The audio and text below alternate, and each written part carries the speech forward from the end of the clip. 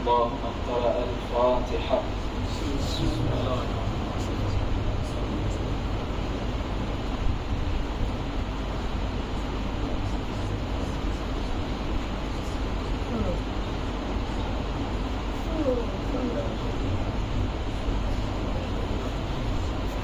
لا حول ولا قوة إلا بالله العلي العظيم.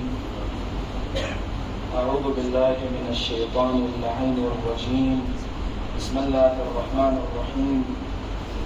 الحمد لله رب العالمين، والحمد لله الذي نور قلوبنا بمحبة علوية، والحمد لله الذي جعلنا من المتمسكين بولاية المرتضوية، والحمد لله الذي فرض مودته على العربية والعجمية، وعلى مبلغ رسالاته الإلهية سيدنا ومولانا ومولى الثقلين جد الحسن والحسين أبي القاسم مصطفى محمد.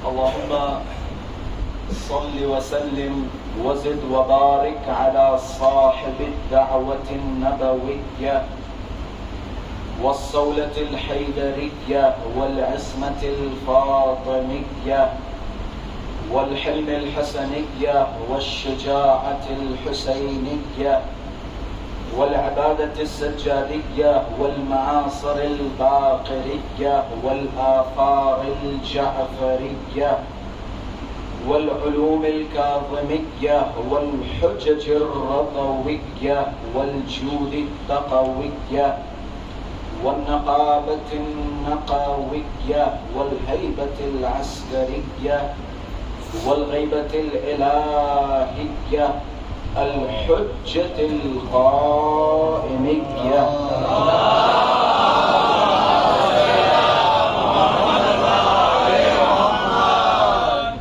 اللهم عجل لوليك الفرج والعافية والنصر، واجعلنا من أعوانه وأنصاره.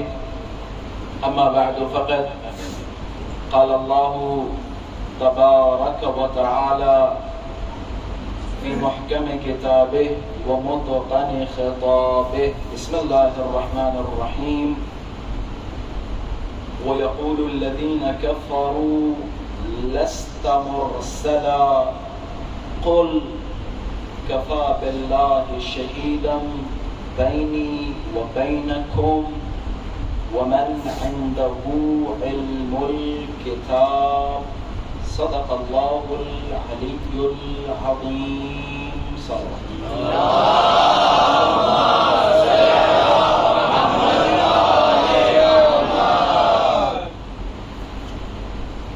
وجود ذی الجود ناظرین امام زمان عجل اللہ تعالی فرجہ الشریف کی سلامتی اور حضرت کے ظہور میں تعاجیل، علماء کرام، مراجعین اعظام، شیعیان حیدر صفدر اور آپ سب اپنی سلامتی و اہل خانہ کی سلامتی کے لیے بآواز بلند سلامتی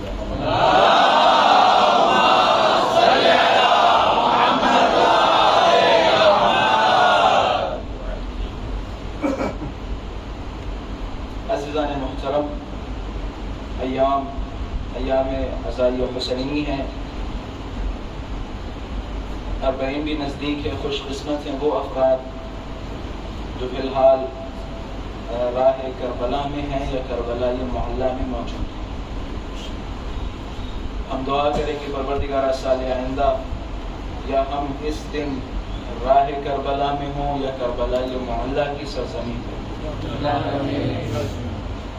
یہ امام حسین کا معجزہ ہے کہ انسان اپنا گھر بنائے یا نہ بنائے، لیکن جہاں بستا ہے وہاں سب سے پہلے امام حسین کے نام پہ ایک عزا خانہ ضرور بنائے۔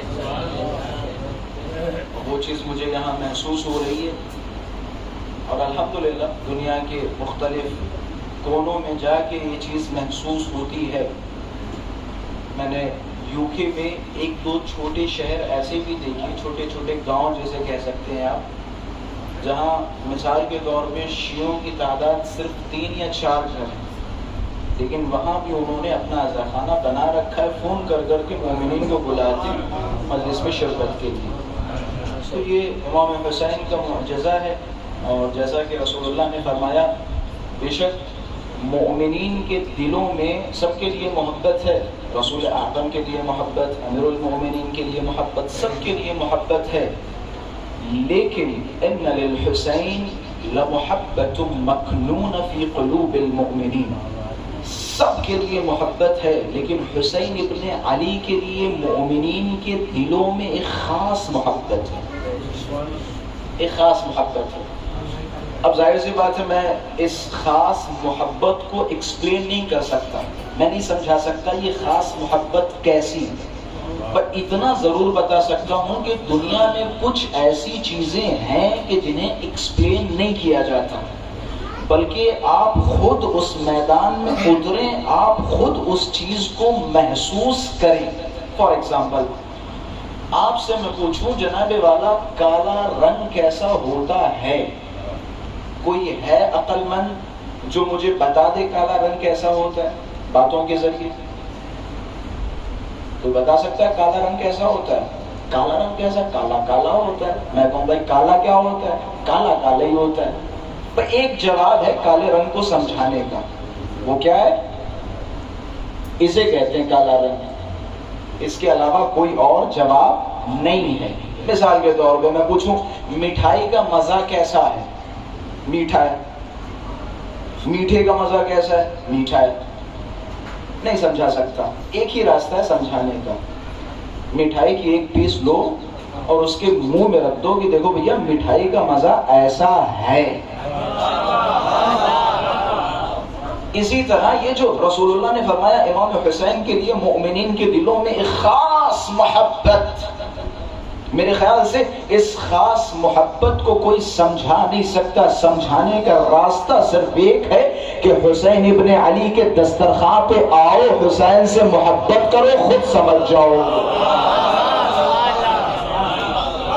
حسین سے محبت کرو، حسین سے محبت کرو، یہ خاص محبت کی فیلنگ امام حسین سے محبت کرنے کے بعد محسوس ہو۔ اور یہی وجہ ہے سب سے زیادہ پابندیاں کس چیز پہ لگائی جا رہی ہیں؟ سب سے زیادہ پابندیاں امام حسین کے معاملات میں۔ کیوں؟ کیونکہ ہر انسان کو پتا ہے کہ امام حسین کا ایک معاملہ ایسا ہے کہ اگر حسین ابن علی سے جڑی ہوئی کسی چیز سے کوئی بندہ خدا جڑتا ہے تو وہ حسین کی طرف کھینچتا ہوا چلا جاتا ہے۔ اور یہی وجہ ہے، میں مقدمتاً یہ جملے عرض کرتا چلوں، پوری دنیا میں ماشاءاللہ سے جیسے ہی ماہ محرم کا چاند نمودار ہوتا ہے تو سب سے زیادہ مخالفت کیوں ہوتی محرم میں؟ ہر چیز کی مخالفت ہوتی ہے اور سب سے زیادہ مخالفت ہوتی ہے۔ مثال کے طور پہ پڑوسی ملک میں اگر آپ جائیں تو ایک محرم سے ریلیاں نکلنی شروع ہو جاتی ہیں کہ بھائی فلاں جلوس ہم فلاں راستے سے نہیں جانے دیں گے، فلاں ہم اتنا بلند آواز میں مائک نہیں لگنے دیں گے، فلاں عزاداری نہیں کرنے دیں گے، فلاں کی ٹائمنگ چینج کرنی پڑے گی، یا فلاں روٹ سے ہم فلاں جلوس نہیں نکلنے دیں گے، 10 محرم کا نمی دنم جلوس اس روٹ سے نہیں نکلے گا۔ باقاعدہ احتجاج کیے جاتے ہیں، باقاعدہ ریلیاں نکالی جاتی ہیں محرم کے خلاف۔ اچھا، میں انہیں کی خدمت میں عرض کروں گا کہ بھائی خیر آپ کہتے ہیں محرم بدعت ہے، چلو میں مان لیتا ہوں آپ کی نظر میں محرم بدعت ہے، یہ جتنے بھی شعائر حسینیہ شیعیان حیدر صفدر انجام دیتے ہیں، مان لیتا ہوں آپ کی نظر میں بدعت ہے اور آپ اس کے خلاف احتجاج کر رہے ہیں۔ میرا سوال یہ ہے کہ زنا خوری بڑا گناہ ہے یا شیعوں کا امام حسین پہ ماتم کرنا بڑا گناہ ہے؟ شراب خوری بڑا گناہ ہے یا شیعوں کا مجلس برپا کرنا تمہاری نظر میں بڑا گناہ ہے؟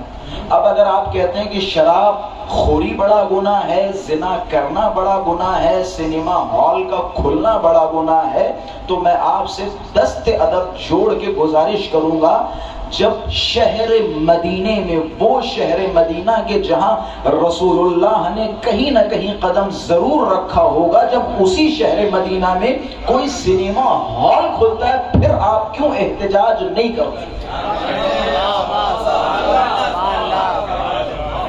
یہ میں نے سوال کیا، جواب آپ کی خدمت میں عرض کروں گا کہ کیوں نہیں کرتے؟ اسی شہر میں، جس شہر میں عزاداریوں کے خلاف آپ احتجاج کر رہے ہیں، ریلیاں نکال رہے ہیں، اسی شہر میں روز نیا نیا شراب خانہ کھل رہا ہے، شراب خانے کھل رہے ہیں، پارٹیاں ہو رہی ہیں، مختلف فلمی ستاروں کو بلایا جاتا ہے ناچنے گانے کے لیے، لیکن مسلمانوں کو اعتراض نہیں ہے، ان کے خلاف ریلیاں نہیں نکالتے، احتجاج نہیں کرتے۔ کیوں؟ کیونکہ مسلمان ایک بات بخوبی جانتا ہے۔ وہ بات کیا ہے؟ وہ بات یہ ہے کہ مسلمان جانتا ہے کہ اس کا بچہ اگر صبح شراب خانے جائے گا تو شام کو گھر لوٹ کے آئے گا۔ اسے پتا ہے کہ میرا بچہ اگر جمعے خانے جائے گا تو ہار کے یا جیت کے گھر واپسی ہوگی، شراب کا نشہ جیسے ہی اترے گا وہ گھر لوٹ کے آئے گا، سنیما ہال جائے گا کوئی فلم دیکھنے کے لیے تب بھی وہ گھر لوٹ کے آئے گا۔ لیکن واحد ایک ایسی جگہ ہے کہ جہاں جانے کے بعد انسان حسین کی طرف جاتا ہے، اپنے گھر لوٹ کے نہیں آتا ہے، وہ ہے مجلس عزاء سید الشہداء۔ انہیں پتا ہے کہ جب ہمارا بچہ کسی جلوس میں جائے گا، جب شیعوں کو بلبلاتا ہوا روتے ہوئے دیکھے گا، جب ہمارا بچہ شام غریبہ، لہذا ہم پہ الزام لگا دیا کہ شام غریبہ میں یہ ہوتا ہے فلاں ہوتا ہے، کیونکہ انہیں بخوبی پتا ہے کہ جب شام غریبہ کو ہمارا بچہ جائے گا، شیعوں کا تڑپتا ہوا دل دیکھے گا، آنکھوں میں آنسو دیکھے گا، آل رسول کے لیے محبت دیکھے گا، تو میرے بیٹے کا دل حسین کے لیے پگھل جائے گا، دل پگھل جائے گا۔ مجلسوں میں جائے گا تو لوٹ کے گھر نہیں آئے گا، بلکہ کسی مولوی صاحب کے پاس جائے گا اور سر پہ قرآن رکھے گا اور کہے گا تمہیں اللہ کی قرآن کی قسم ہے ذرا بتاؤ کیا شیعوں نے حسین ابن علی کو مارا؟ کیا شیعوں نے مارا؟ لہٰذا انہیں پتا ہے کہ اگر یہ میرا بیٹا حسین ابن علی کی فرش اعضاء پہ جائے گا تو یہ حسین کے قبضے میں ہو جائے گا، حسین ابن علی اپنے دسترخوان پہ اسے کھینچ لیں گے۔ اور یہی وجہ ہے آج اگر سب سے زیادہ دشمن کو اگر سب سے بڑا کسی شے سے خطرہ ہے تو وہ عزائے سید الشہداء سے خطرہ ہے۔ اور یہی وجہ ہے کہ محرم آتے ہی ہمیں مختلف چیزوں میں مصروف کر دیا جاتا ہے، یہ بھی دشمن کی سازش ہے، چال ہے کہ ہم مختلف چیزوں میں لگ جائیں کہ فلاں چیز صحیح ہے یا غلط، فلاں صاحب صحیح ہیں یا غلط، فلاں مولانا صاحب صحیح ہیں یا غلط۔ محرم آتے ہی ہم 50 قسم کے اختلافات میں لگ جاتے ہیں اور فیس بک اور انسٹاگرام پہ اور واٹس ایپ پہ گھنٹوں بحثیں کرتے ہیں۔ اب ذرا تصور کریں وہ گھنٹے جو آپ بحثوں میں گزار رہے ہیں، اگر وہ گھنٹے آپ عزاداری میں گزاریں تو نتیجہ کیا ہوگا؟ وہ آپ کا عزاداری کا وقت ہے، عزاداری کا وقت ہے۔ جہاں آپ کو حسین ابن علی کی شخصیت پہ گفتگو کرنی چاہیے وہاں ہمیں دوسری چیزوں میں مصروف کر دیا جاتا ہے۔ یہ عزائے سید الشہداء سے دور کرنے کا سب سے آسان طریقہ ہے، اختلافات پیدا کرو تو خود بخود دور ہوتے رہیں، اختلافات ڈالو۔ محرم کا مہینہ اہل بیت اطہار کو سمجھنے کے لیے بہترین مہینہ ہے۔ رسول اللہ کو سمجھو، نبوت کو سمجھو، توحید کو سمجھو، امامت کو سمجھو۔ اہل بیت اطہار کو سمجھنے کے لیے سب سے پیارا اور خوبصورت مہینہ کون سا ہے؟ محرم الحرام۔ محرم میں ہمیں موقع ملتا ہے اہل بیت سے قریب ہونے کا، اور جب اہل بیت سے آپ قریب ہو جاتے ہیں پھر اہل بیت سے دور نہیں ہوتے۔ پھر پورا سال جس دسترخوان پہ حسین ابن علی ہمیں بلاتے ہیں اس دسترخوان سے ہم پھر کسی غیر کے دسترخوان پہ نہیں جانتے۔ علامہ آمینی صاحب خدا رحمت فرمائے جب بھی ماہ محرم کے آخری دن ہوا کرتے تھے تو وہ یہ مثال دیا کرتے تھے اور فرماتے تھے کہ جوانوں یاد رکھو کوئی کبوتر باز جب ایک کبوتر کو پالتا ہے اپنے گھر پہ لے کے آتا ہے تو کبوتر کے پروں کو کاٹ دیتا ہے۔ کیوں کاٹتا ہے؟ تاکہ کبوتر اڑے نہ، کسی غیر کی چھت پہ نہ جائے، اس کے پروں کو کاٹ دیتا ہے۔ پھر کیا کرتا ہے وہ کبوتر باز؟ اس کبوتر کو دانہ کھلاتا ہے، پانی پلاتا ہے، اس کا خیال رکھتا ہے۔ پھر جس دن کبوتر باز کو یقین ہو جاتا ہے کہ اب یہ کبوتر میری چھت کے علاوہ کسی غیر کی چھت پہ نہیں جائے گا، تو کبوتر باز کبوتر کے پر کو کھول دیتا ہے، پر کو کھول دیتا ہے، اور کھولنے کے بعد کبوتر کو آسمان میں اڑا دیتا ہے۔ اڑانے کے بعد یہ کبوتر باز اپنی چھت پہ کھڑا ہو کے اب انتظار کرتا ہے اور کہتا ہے اتنے دن کھلایا ہم نے، پلایا ہم نے، خیال ہم نے کیا، اب اس کبوتر باز کو انتظار یہ ہے کہ کیا یہ میرے احسانات کا بدلہ دے گا یا میرے ساتھ غداری کرے گا۔ اب اس کبوتر باز کو انتظار یہ ہے کہ یہ میرے احسانات کا بدلہ چکائے گا یا میرے ساتھ غداری کرے گا۔ بھائی کھلایا میں نے تمہیں، پانی میں نے دیا، دانا میں نے دیا، اب مجھے انتظار ہے کہ تم لوٹ کے میری چھت پہ آؤ گے یا کسی خیر کی چھت پہ جاؤ گے۔ اگر لوٹ کے کبوتر باز کی چھت پہ آ گئے تو کبوتر باز کا دل بڑا ہو جاتا ہے اور کہتا ہے دیکھو ہم نے جو دانا کھلایا تھا، ہم نے جو پانی دیا تھا، ہم نے جو خیال رکھا تھا، اس کبوتر نے میرے ساتھ وفاداری کی، لوٹ کے میری چھت پہ آیا، کسی خیر کی چھت پہ نہیں گیا۔ عزیزان محترم، اسی طرح جیسے ہی ماہ محرم کا چاند نمودار ہوتا ہے، حسین ابن علی ایک ایک عزادار کو خرید لیتے ہیں، اپنے دسترخوان پہ بٹھاتے ہیں، دانا دیتے ہیں، پانی دیتے ہیں، معنویت دیتے ہیں، روحانیت دیتے ہیں۔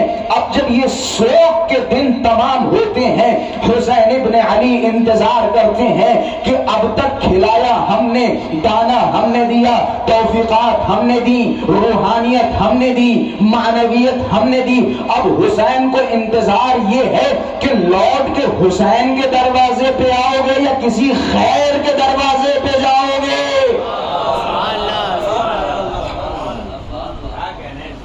جو ماہ محرم میں حسین ابن علی نے ہمارا خیال کیا، اب ہمارا فرق بنے گا محرم کے بعد۔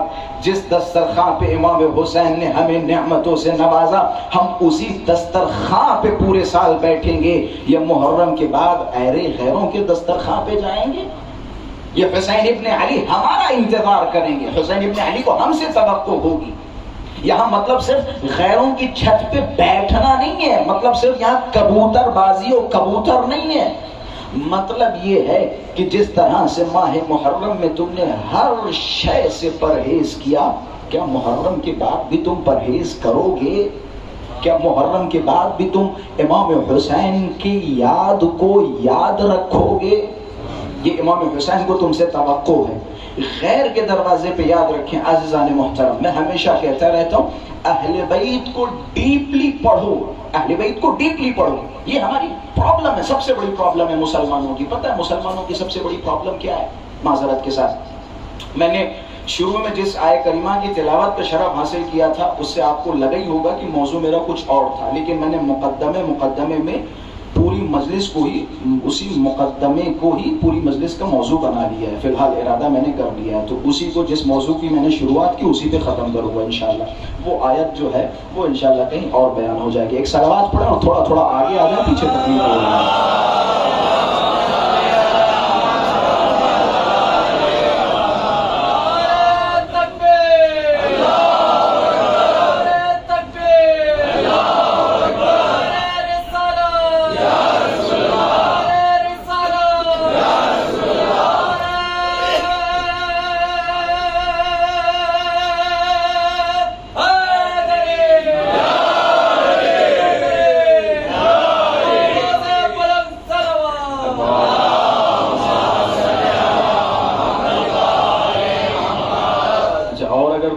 گنجائش ہو تو تھوڑا تھوڑا آگے آ جائیں، پیچھے کھڑے بیچاروں کو تکلیف ہو رہی ہے، وہ بھی فرش اعضا پہ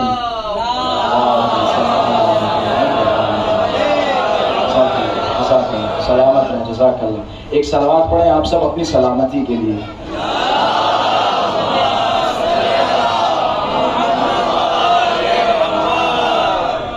خیر، مسلمانوں کی سب سے بڑی پرابلم کیا ہے؟ مسلمانوں کی میں صرف شیعہ یا سنی کی بات نہیں کر رہا ہوں، تمام مسلمانوں کی سب سے بڑی پرابلم کی بات کر رہا ہوں. کیا ہے سب سے بڑی پرابلم؟ کتاب سے دوری. میری بات کو بہت غور سے سنیے گا اور محسوس کیجیے. مسلمانوں کی سب سے بڑی پرابلم کیا ہے؟ کتاب سے دوری. آپ پرسنٹیج دیکھیں، دنیا میں سب سے زیادہ کتابیں کون پڑھتا ہے؟ کون پڑھتا ہے؟ مجوس، یہودی. دنیا میں سب سے زیادہ، جن کا ایوریج اور پرسنٹیج ہے 95 to 97. یعنی جتنے ہیں، اگر 100 لوگ ہیں تو 100 لوگوں میں 99 97 95 لوگ کتاب پڑھنے والے ہیں. 2 یا 3 ایسے لوگ ہوں گے جو کتاب سے دور ہیں. اور ان کا دن کا، کہتے ہیں ایوریج ان کا دن کا 3 یا 4 گھنٹے کتاب خوانی کا. مسلمانوں کا ایوریج سال کا پتہ کتنا ہے؟ 7 منٹ. ایک تو یہ. دوسرا، مسلمانوں میں 3 یا 4% کتاب پڑھنے والے لوگ ہیں. 96 97 98% لوگ ایسے ہیں جو کتابیں پڑھتے ہیں. اگر بے ادبی نہ سمجھے تو میں اسی بس میں آپ سے پوچھ سکتا ہوں، اور مجھے اتنا یقین ہے، ظاہر سی بات ہے میں دنیا دیکھ رہا ہوں، مجھے اتنا یقین ہے شاید 1 یا 2 ہاتھ اٹھے، باقی ہاتھ نہیں اٹھیں گے. مجھے پتا ہے. مثال کے طور پہ کس کی تقلید کرتے ہیں؟ جناب والا آیت اللہ العظمی سید علی حسینی سیستانی. اچھا، سیستانی صاحب کا توضیح المسائل پڑھا؟ مسائل کیسے حل ہوتے ہیں؟ ایسے ہی حل ہو جاتے ہیں. فلاں سے پوچھ گیا، چاہے صحیح ہو چاہے غلط ہو، حل ہو جاتے ہیں. میں معذرت کے ساتھ اگر میں کہوں کہ کتنے ایسے ہیں کہ جنہوں نے پورا توضیح المسائل پڑھا ہے، تو شاید اکا دکا ہاتھ اٹھے. اور کچھ ایسی جگہ جہاں مجھے اکا دکا ہاتھوں کی بھی امید نہیں. اس سے بھی خطرناک سوال میں نے ایک جگہ کیا تھا، اس سے بھی خطرناک سوال میں نے کہا کتنے ایسے ہیں جنہوں نے توضیح المسائل کو اپنے ہاتھ میں لیا ہے. تو مسلمانوں کی سب سے بڑی پرابلم کیا ہے؟ کتاب سے دوری. آپ شیعوں میں اختلافات دیکھ رہے ہیں، چاروں طرف سے شیعوں میں اختلافات. اچھا، ان سارے موضوعات پہ کوئی بولنا نہیں چاہتا. شیعوں میں اختلافات، جناب والا فلاں صاحب اخباری ہو گئے، ملنگی ہو گئے، فلاں مقصر، فلاں نوین الدین اصولی، فلاں ایسا فلاں ویسا. چاروں طرف سے محرم کے مہینے میں بالخصوص چاروں طرف سے یہی آوازیں آ رہی ہیں. ابھی کل ایک صاحب مجھے ملے جن کا اسی دلی میں بہت گندا دھندا ہے، گندا بزنس ہے. وہ آئے اور بہت اکڑ کے مجھ سے کہنے لگے کہ قبلہ ماحول بہت خراب ہو رہا ہے. میں نے کہا کیا ہو گیا؟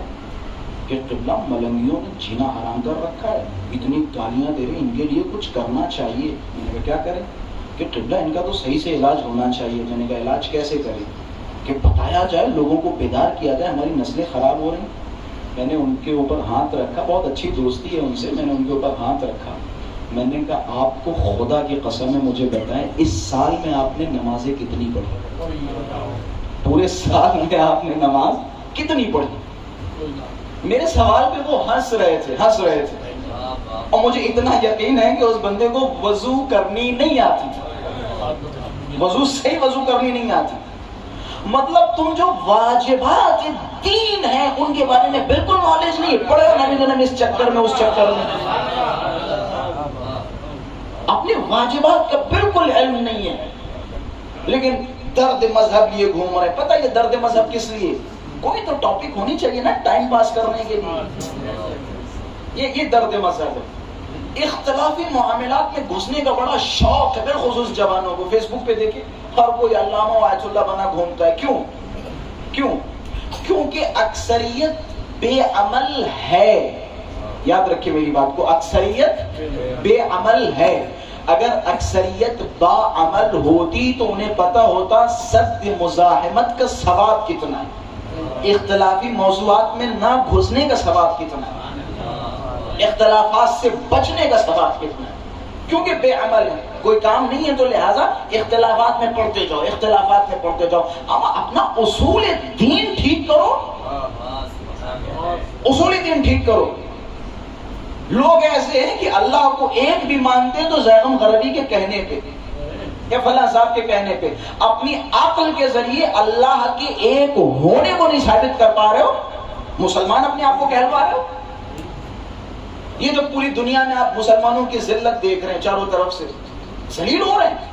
کیوں ذلیل ہو رہے ہیں؟ ہماری خامیوں کی وجہ سے، ہماری کمیوں کی وجہ سے۔ کیا کمی ہے؟ علم۔ ہم علم سے دور ہیں، ہمارے اندر جذبہ تحقیق اور جذبہ تفقع نہیں ہے۔ ہم آج کل ہندوستان میں بہت زیادہ ان بھکتی کی باتیں کرتے ہیں، ان بھکت ہے، ان بھکت ہے، ان بھکت ہے۔ ان بھکت کسے کہتے ہیں؟ جس کے پاس سوچنے کے لیے اپنا دماغ نہ ہو اسے کہتے ہیں ان بھکت۔ مسلمانوں کی تو اکثریت ہے جن کے پاس سوچنے کے لیے اپنا دماغ یوز نہیں کرتے، اکثریت ہے۔ پڑوس کے ملک میں چلے جائیں، پڑوس کے ملک پہ چلے جائیں، ہر روز 5 شیعوں کو مارا جا رہا ہے۔ جب مرضی ہوتی جس شیعہ کو گھر میں گھس کے مار دیں یا روڈ پہ مار دیں یا بم لگا دیں، 50 لوگوں کو مار دیں۔ بچوں تک کو، یہ آرمی اسکول، بچوں تک کو مارا گیا، پتہ نہیں کتنے 100 بچے مرے۔ کیا قصور تھا بچوں کا؟ صرف اور صرف کس لیے مارا؟ ان کے دماغ میں اندھ بھکتی سوار تھی، ان کے پاس اپنا دماغ نہیں ہے سوچنے کے لیے۔ اپنے دماغ کو یوز کرو۔ قرآن کہتا ہے الذین یستمعون القول فیتبعون احسنہ، اچھے انسان وہ ہیں جو باتوں کو سنتے ہیں اور سننے کے بعد اچھی بات کی پیروی کرتے ہیں، وہ اچھے لوگ ہیں۔ باتوں کو سنو۔ مولا نے فرمایا تنہا اگر جج کے پاس جائے گا، قاضی کے پاس جائے گا تو خوشی خوشی واپس آئے گا۔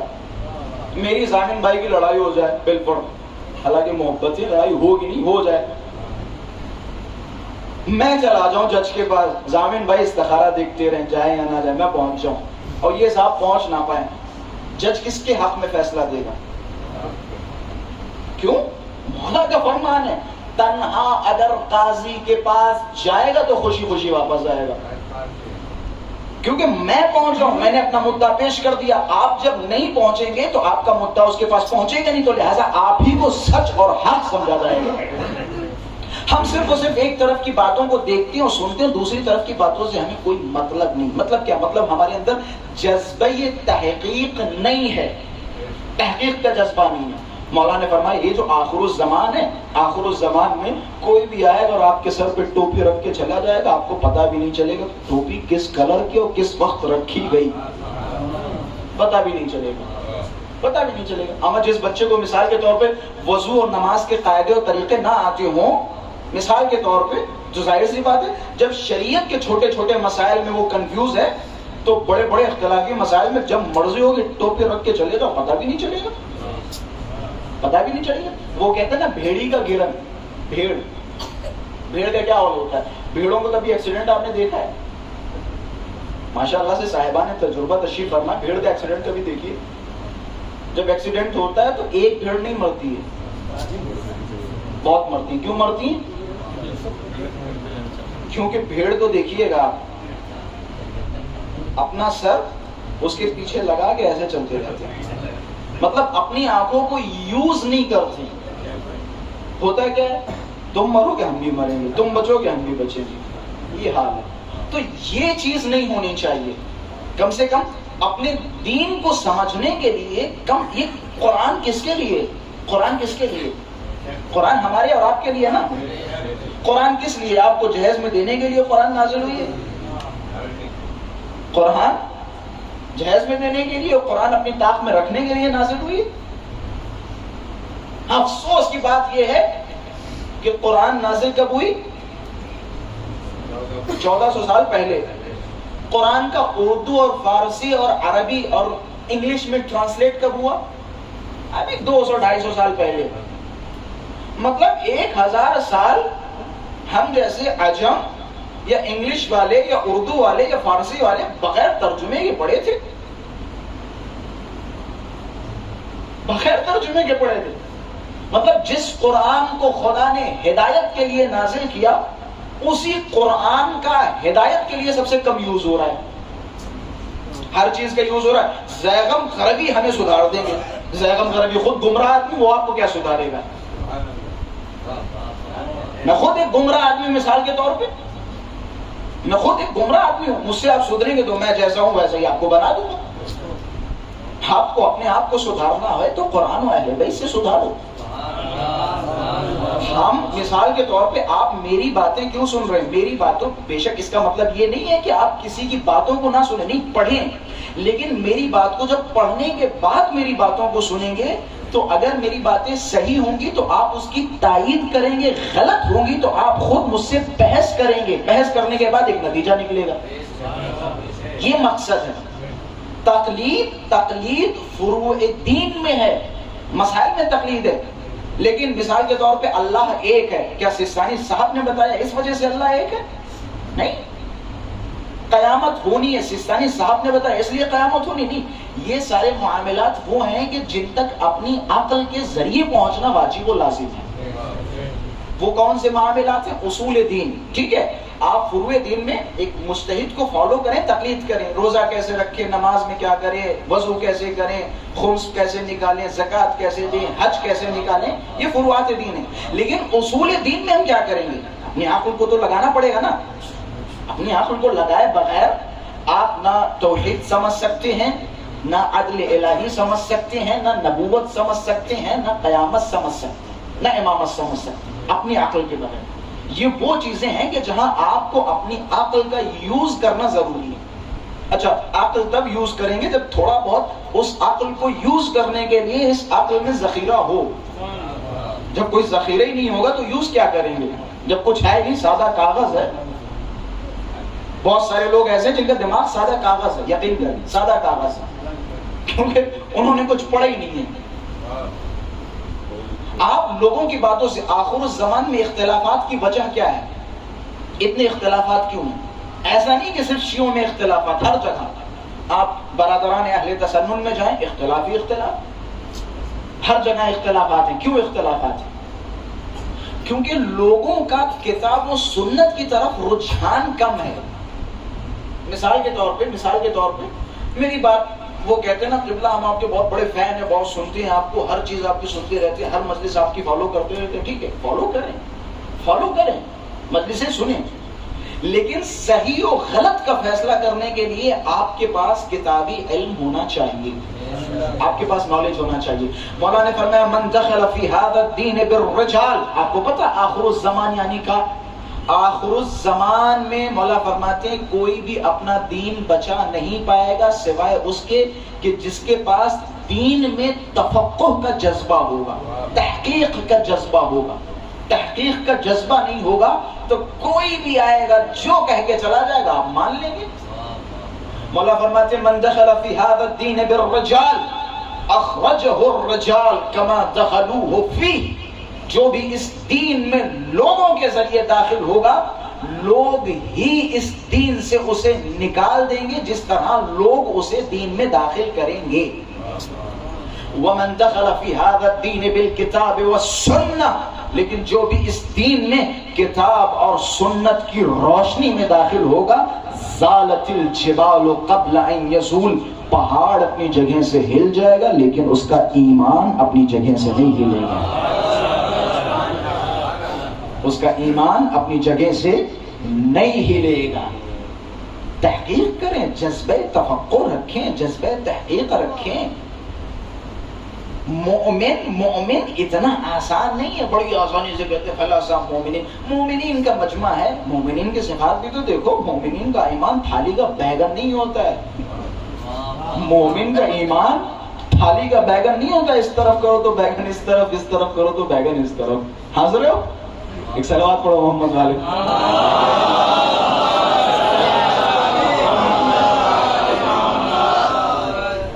گھبرا نہیں، میں بھی ہنس رہا ہوں. ایک اور صلوات پڑھے محمد والے.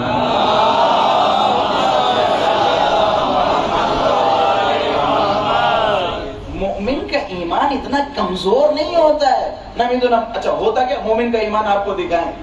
شام کو مولا علی کے پاس پہنچے، مولا علی ایسی ایسی بات، ہم تو آپ کے عاشق ہیں مولا، ایسا ہے ویسا ہے. ٹھیک ہے تم میرے عاشق ہو. دوسرے دن خبر پہنچی کہ فلاں صاحب تو فلاں صاحب کے دسترخوان پہ بیٹھے ہوئے ہیں. ایسے مومن ہوتے ہیں. وَإِذَا لَقُوا الَّذِينَ آمَنُوا قَالُوا آمَنَّا. قرآن کی آیت ہے. یہ وہ لوگ ہیں جب صاحبان ایمان سے ملتے ہیں تو کہتے ہیں ہم تو ایمان لے کے آ گئے، ہم تو ایمان والے ہیں. وَإِذَا خَلَوْا إِلَىٰ شَيَاطِينِهِمْ قَالُوا إِنَّا مَعَكُمْ. لیکن جب اپنے اپنے حضرت شیطان اور یار کے پاس پہنچتے ہیں تو کہتے ہیں ہاں گھبرا کیوں رہے، ہم تو تمہارے ساتھ ہیں. انما نحن مستہزئون، یہ قرآن کی آیت ہے. ہم تو ان کا مزہ لے رہے تھے، بس کہتے ہیں مزہ لینے کے لیے. یہ رسول اللہ سے اللہ نے فرما رہا ہے کہ یہ جو تمہارے آس پاس بیٹھے یہ منافق لوگ ہیں. یہ جب آپ کے پاس آتے ہیں تو آپ کی حمایت کے وعدے کرتے ہیں، لیکن جب اپنے اپنے یاروں کے پاس جاتے ہیں، گروہوں کے پاس جاتے ہیں تو آپ کے قتل کے منصوبے بناتے ہیں. یہ جو آپ کے آس پاس بیٹھے ہوئے ہیں، مومن و منافق میں یہی تو فرق ہے. مومن اٹل ہوتا ہے، مومن کوئی پتا نہیں ہے ہوا سے جو اڑ جائے، ادھر گر جائے ادھر گر جائے. مومن ایک پہاڑ ہے، پہاڑ سے زیادہ مضبوط ہے مومن، لوہے سے زیادہ سخت ہے مومن. یہ روایات کے جملے ہیں.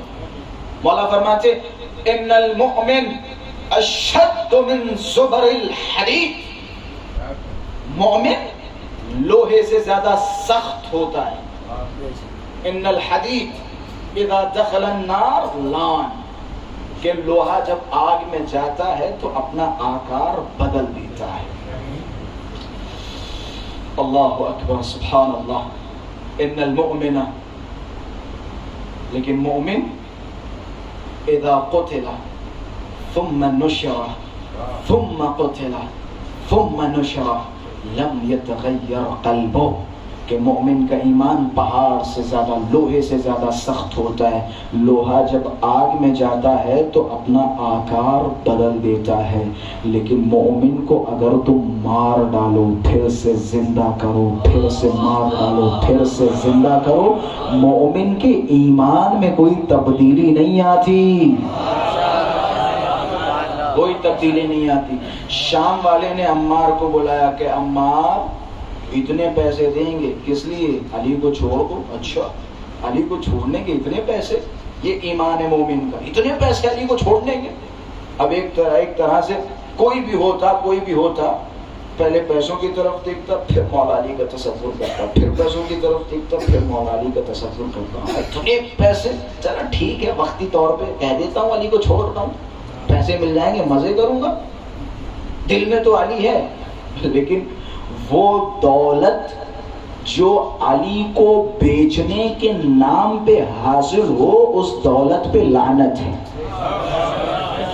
جناب عمار نے سکھایا، اتنی دولت رکھی گئی عمار کے سامنے، علی کو چھوڑ دو یہ دولت تمہاری.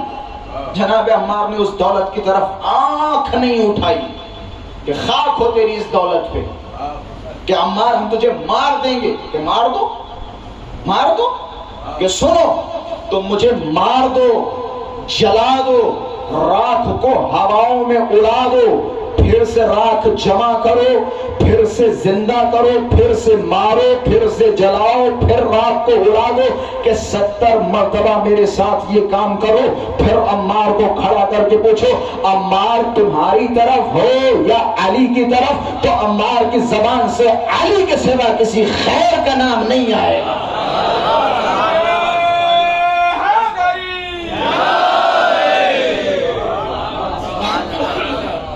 علی کے سوا عمار کی زبان پہ کوئی دوسرا نام نہیں آئے گا. مارنا چاہتے ہو مارو، کتنا مارو، لیکن علی کے سوا، میں نے کہا نا مومن کا ایمان لوہے سے زیادہ سخت ہوتا ہے. پہاڑ اپنی جگہ سے ہل سکتا ہے لیکن عمار کا ایمان نہیں ہل سکتا. مومن ہے عمار، مومن کیسے ہلے گا؟ پریشان ہے، کریں تو کیا کریں. ایک صاحب آئے مولا کی خدمت میں کہ مولا فقر و تنگ دستی نے بیچارہ کر دیا. ہمارے معاشرے میں اشیاء ہیں ادھر صفدر غریب ہیں، کبھی کبھی زندگی میں بہت ساری مشکلات کا سامنا کرنا پڑتا ہے. ہم بھی آپ ہی کے معاشرے کے لوگ ہیں، بہت ساری سختیوں کا سامنا کرنا پڑتا ہے. کبھی کبھی ایسے بھی دن آتے ہیں جو کھانے کے لیے بھی ادھر ادھر سے کچھ نہ کچھ انتظامات کرنے پڑتے ہیں.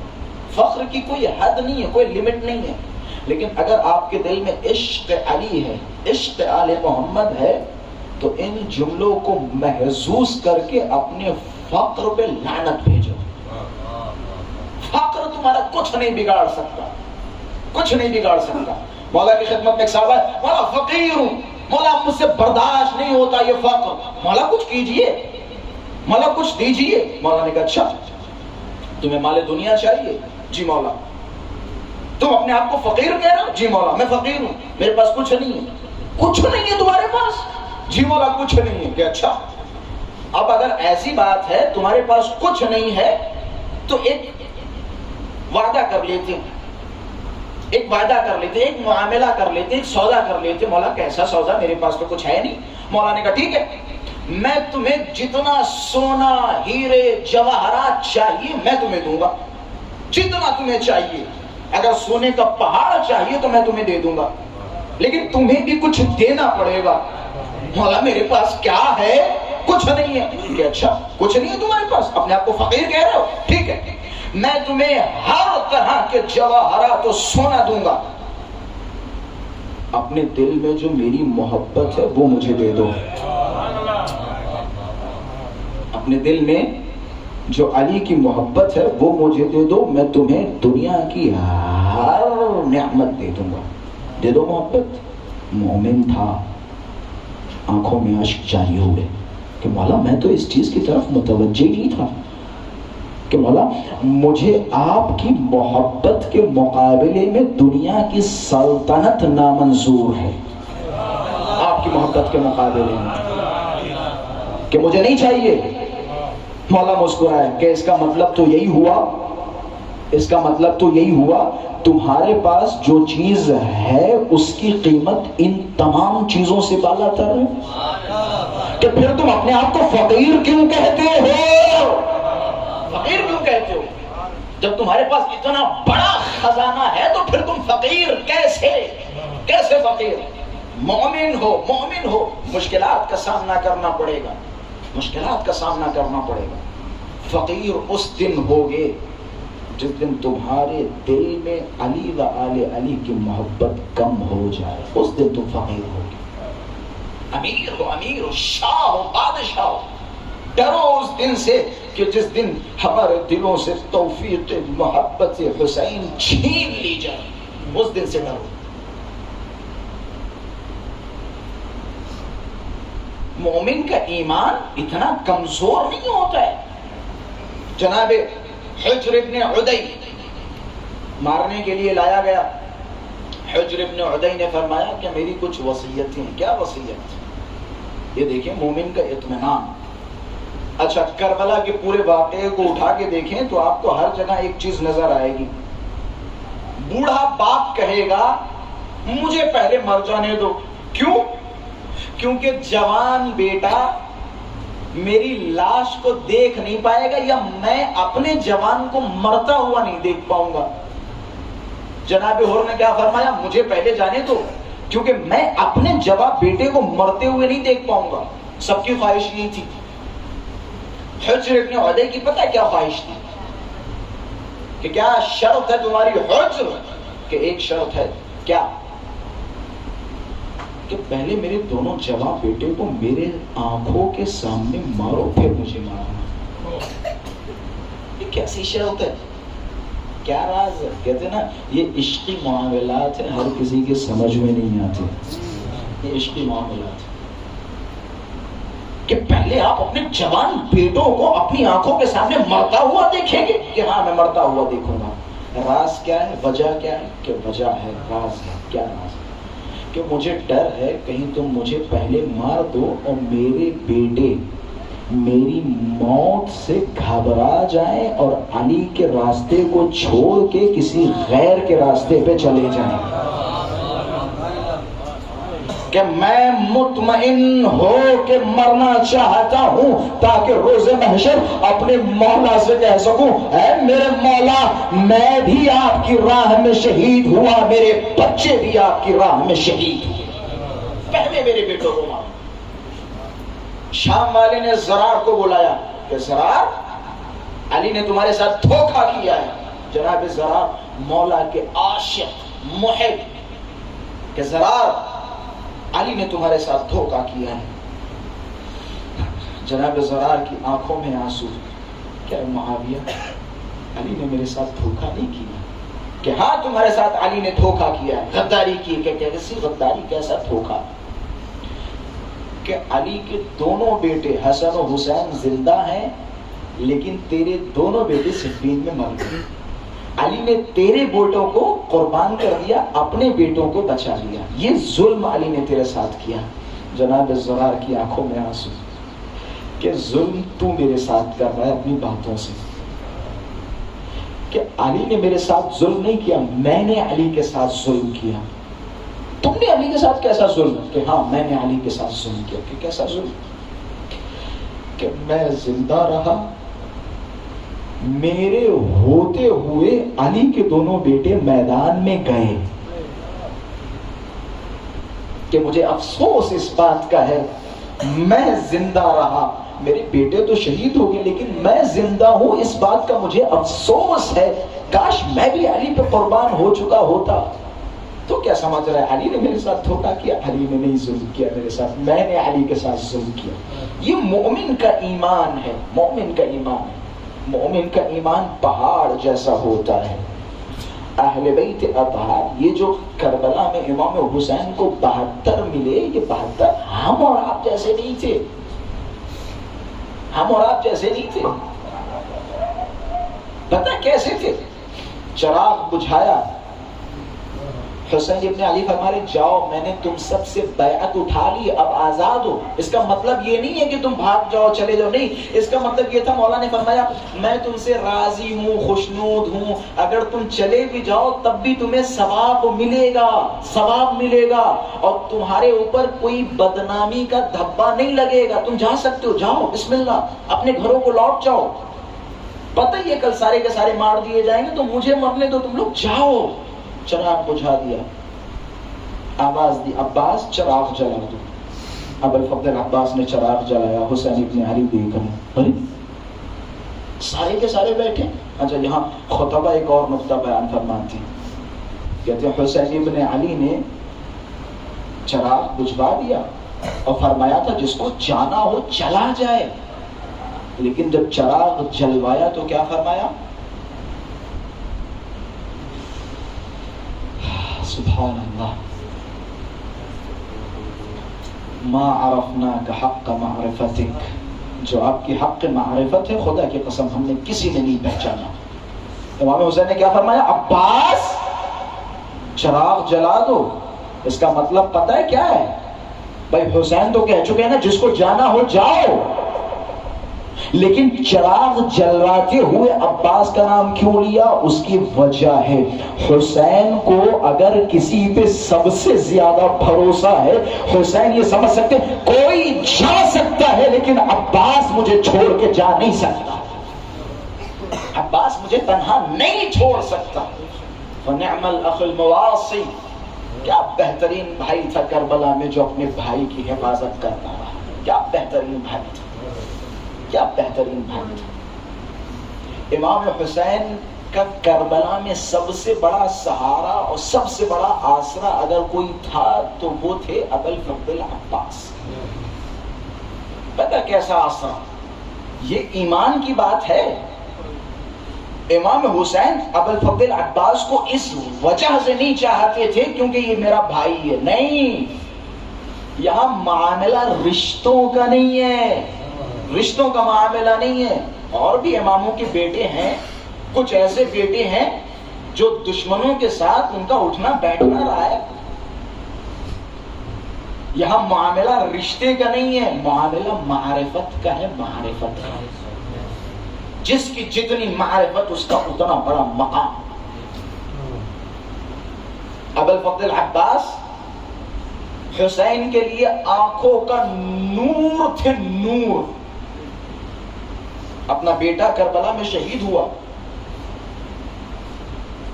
حسین ابن علی نے وہ جملہ نہیں فرمایا جو عباس کے لاشوں پہ جملہ فرمایا. مشہور ہے, بچپن سے سنتے چلے آ رہے ہیں.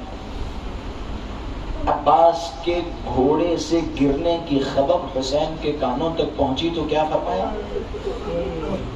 الآن انکسر ظہری. اے عباس تیرے مرنے سے حسین کی کمر ٹوٹ گئی۔ اس کا مطلب کیا ہے؟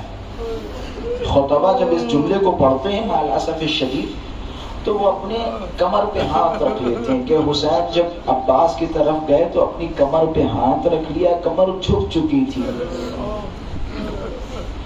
یہ معنی نہیں ہے، یہ اس کا معنی نہیں ہے، غلط معنی ہے۔ پتہ اس کا معنی کیا ہے؟ اس کا معنی یہ نہیں ہے کہ امام حسین کی کمر ٹوٹ گئی، کمر جھک گئی، نہیں آبا جان، یہ ایک محاورہ ہے، محاورہ عرب کا۔ عرب اس جملے کو تب استعمال کرتے ہیں جب ان کا سب سے اصل اور سب سے مین پاور یا اثاثہ چھوٹ جائے یا چلا جائے، ختم ہو جائے۔ مثال کے طور پہ ایک ایسی چیز تھی میری زندگی میں کہ میری پوری زندگی اس چیز پہ ٹکی ہوئی، لیکن جب وہ چیز چلی جائے تو عرب کہتے ہیں کہ اس کے جانے سے اب میری کمر ٹوٹ گئی۔ اب ذرا تصور کریں امام حسین کے لیے ابوالفضل عباس کتنا بڑا سہارا تھا۔ راوی کہتا ہے میں نے روز عاشورہ جیسے جیسے حسین کی شہادت کا وقت قریب آتے دیکھا، میں نے حسین کے چہرے پہ نور دیکھا، حسین کے چہرے پہ مسکراہٹ دیکھی، حسین کے چہرے پہ اطمینان دیکھا۔ میں نے روز عاشورہ حسین کے چہرے پہ پریشانی نہیں دیکھی، انکسار نہیں دیکھا، مرجھاپن نہیں دیکھا۔ دن بدن جیسے جیسے وقت ڈھلتا جا رہا تھا حسین کے چہرے پہ مسکراہٹ بڑھتی جا رہی تھی کہ صرف دو ایسے مقام ہیں جہاں میں نے حسین کے چہرے پہ مرجھاپن دیکھا یا انکسار دیکھا، حسین کے چہرے پہ شکن دیکھی، حسین کے چہرے پہ افسوس دیکھا کہ صرف دو مقام ہیں۔ ایک مقام تب جب حبیب گھوڑے سے گرا، حسین حبیب کے لاشے پہ پہنچے، حبیب کے سر کو اپنے زانوں پہ رکھا، حبیب کی آنکھوں میں آنکھیں ڈالی، اے حبیب تو میرے بچپن کا ساتھی ہے، حبیب تو میرے بچپن کا دوست ہے، اے حبیب تو نے اپنے دوست کو اس میدان میں تو تنہا چھوڑ دیا۔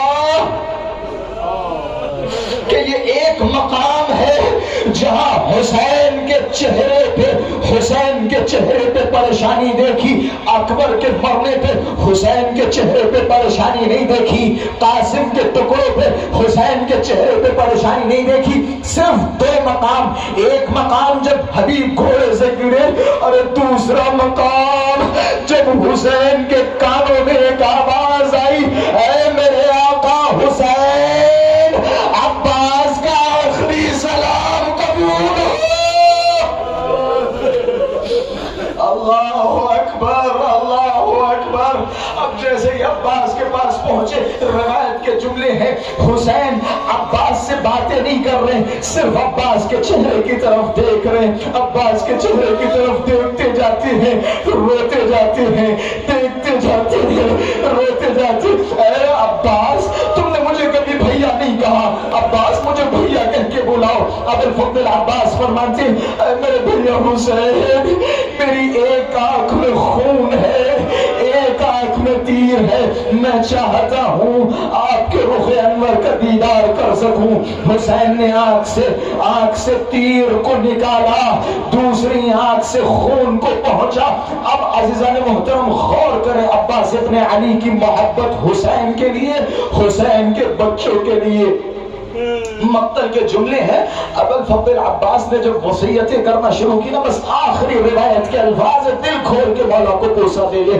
مقتل کے جملے ہیں کہ جب ابوالفضل عباس نے وصیتیں کرنی شروع کی، ابوالفضل عباس کی کچھ وصیتوں کے بعد جو سب سے اہم وصیت مقتل کی کتابوں میں ملتی ہے، واحد ایک ایسا شہید تھا جس نے اپنے مولا سے وصیت کی، اے میرے آقا، اے میرے مولا، میرے لاشے کو خیمے میں نہ لے جانا،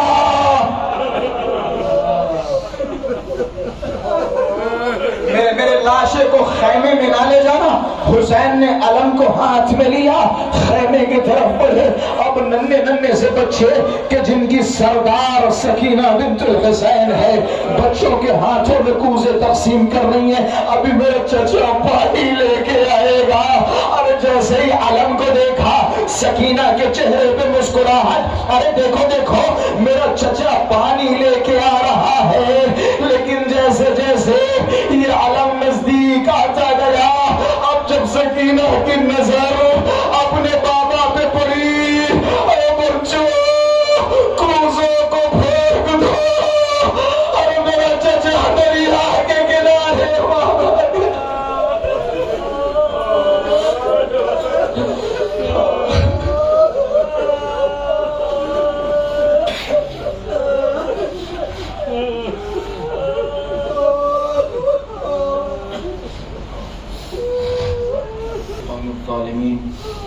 إنا لله وإنا إليه راجعون رضا بقضائه وتسليما لأمره۔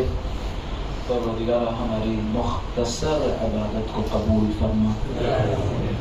پروردگار امام زمان عجل اللہ تعالی فرجہ الشریف کے ظہور میں تعجیل فرما۔ پروردگار ہم سب کو مولا کے اعوان و انصار میں شمار فرما۔ پروردگار ہم سب کو توفیق معرفت امام زمان عطا فرما۔ پروردگار ہم سب کو توفیق معرفت عزاداری سید الشہداء عطا فرما۔ پروردگار ہم سب کو توفیق معرفت امام حسین عطا فرما۔ پروردگار اہل بیت کو سمجھنے کی توفیق عطا فرما۔ پروردگار اہل بیت کے نقش قدم پر چلنے کی توفیق عطا فرما۔ پروردگار علماء عاملین تشیع کی حفاظت فرما۔ پروردگار مراجعین کرام کی حفاظت فرما۔ پروردگار مقامات مقدسات کی حفاظت فرما۔ پروردگار پرچم اسلام کو سر بلندی عطا فرما۔ پرچم کفر و نفاق و شرک کو نست و نابود فرما۔ پروردگار ہم سب کے اول و آخر دعا امام زمانہ کے ظہور میں تعجیل فرما۔ ہم سب کو مولا کے اعوان و انصار میں شمار فرما۔ اللہم عجل لولیک الفرج والعافیة والنصر واجعلنا من أعوانه وأنصاره۔ ربنا تقبل منا إنك أنت السميع العليم۔ ماتم الحسين۔